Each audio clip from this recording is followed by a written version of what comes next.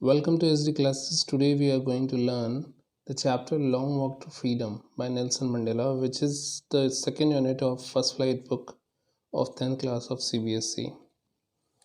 About the author is Nelson Mandela himself. He was born on 18 July 1918 in South Africa and died in Johannesburg, which is also in South Africa. He died on 5th December 2013, and his major work is Long Walk to Freedom itself. It's an autobiography. Autobiography means the biography which is written by the person himself. So Nelson Mandela has written his own biography. That's why it is an autobiography. And he has been awarded with Sakharov Prize, Bharat Ratna Nishan-e-Pakistan, Nobel Peace Prize, Lenin Peace Prize, and Presidential Medal of Freedom. This was a brief introduction of the author. Let's introduce the chapter. Chapter is an extract. Extract means some part which has been taken from the autobiography of Nelson Mandela, who was the first black president of South Africa.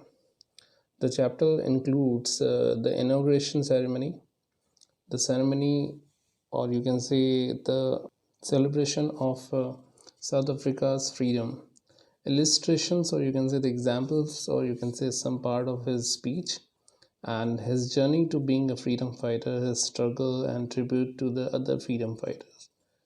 And a term has been introduced in this chapter, that is apartheid.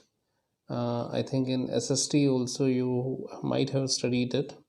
It is a political system that separates people according to their race. Race means the color, you can say, especially here. In South Africa, it was brutally practiced during that time. The dark skinned people were deprived of their basic rights. So, this was a practice which was going on at that time, and the white people were ruling there, and these black people were treated as slaves. So this was the apartheid system which was going on at the time in South Africa. Let's move to the chapter. Very first we have the summary, and the summary is in points. So very first point we have inauguration ceremony. I have told you inauguration ceremony is a celebration which is going on just because of the freedom which South Africa has got. The day which is just talking about, that is 10th May 1994.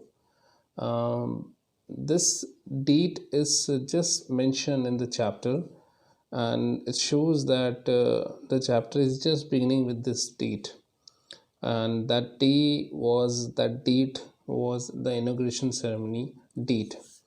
Very first point says, on the bright morning of 10th May 1994, inauguration ceremony of South Africa's freedom was celebrated. The ceremony took place in the lovely sandstone amphitheater formed by the Union buildings in Pretoria. Now the question comes that why this amphitheater building has been just mentioned in this chapter. Because earlier this place was under the supremacy of white people, and now this place is under the rule of a black president. So that is why this particular place is emphasized in the chapter. Many dignitaries, or you can say the leaders from all over the world, they came to participate in this inauguration ceremony, and Mandela called that view, like rainbow gathering of different colors, because as there are so many colors in rainbow, in the same manner there were so many types of people, so many cultured people, or you can say so many countries leaders were there. The ceremony began with the speech of Nelson Mandela, who was the president, and his two deputy presidents also. And after that, there was a show of fighter jets and helicopters. In his speech, he said few words, which I am mentioning here. Mandela said it was an extraordinary human disaster, which means the sacrifice of South African freedom fighters. The extraordinary human disaster means he's talking about the people who have died, the disaster which came due to the rule of white people, and how the black people suffered. That is what this disaster, according to Mandela, is here. He also thanked all the dignitaries. He pledged in his own speech. He was just saying in his speech that he pledges that to liberate all the people of South Africa. That means every common person of South Africa will be liberated, means free from all kind of bondages. And he says he wishes at the end that the sun of their victory may not set. That means all time it should shine, and every person, every world's part, it should just bring that kind of light of sun, which can give the real feeling of freedom. The day was symbolized for Mandela by playing two national anthems. White sang Nakosisikilel E Africa, and black sang Die Stem, the old anthem of Republic. That means two anthems were played. The one was Nikosisileli Africa, and the second was Die Stem. Next, he thinks about the apartheid system, that means how it came into South Africa. So he recalls the history and says that the first decade of the 20th century, a few years after the Bitter Anglo-Boer means here the Dutch War, when whites started creating differences with black, that means they started feeling the difference between black and white. They started feeling that whites are superior than blacks, and he said that Mandela said that this created the harshest and the most inhuman society the world has ever known. The society was a party system society where the blacks were treated as slave and whites were treated as the king or the ruler or the superior one. In this chapter, he also recalls the martyrs' sacrifice, that when the freedom fighters who uh, just sacrificed their life for the freedom of their country.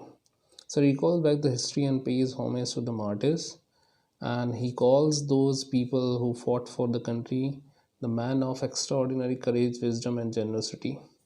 Some names he takes in his biography in this chapter, that is Oliver Tambo's, Walter Sisler's, Chief Luttrell's, Yusuf Dadoo's, Bram Fisker's, Robert Subuku's. He called them men of extraordinary courage.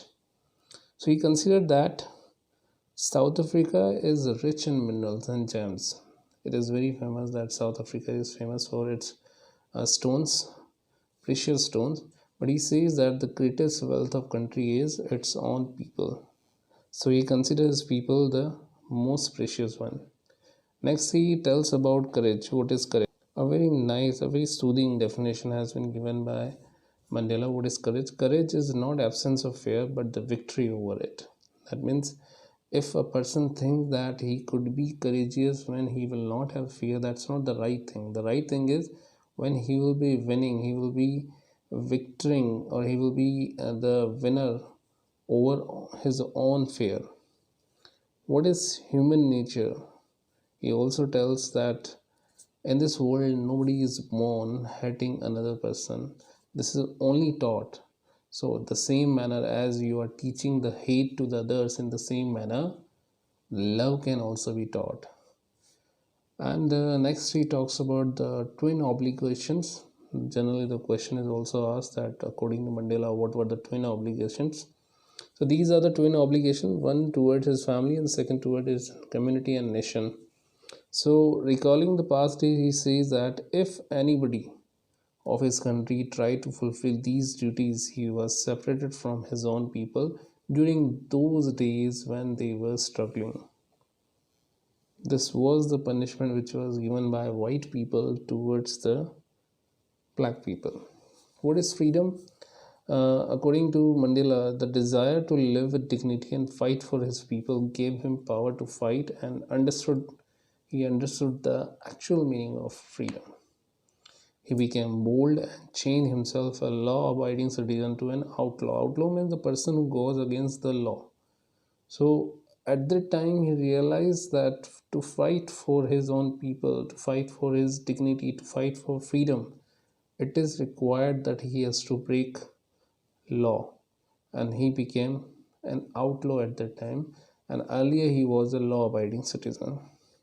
Last, the chapter's end is his opinion about oppressor. Oppressor means the person who is cruel enough to start doing any kind of cruel activities on another man. Mandela says a man who takes away another man's freedom is a prisoner of hatred. Hatred means hate here.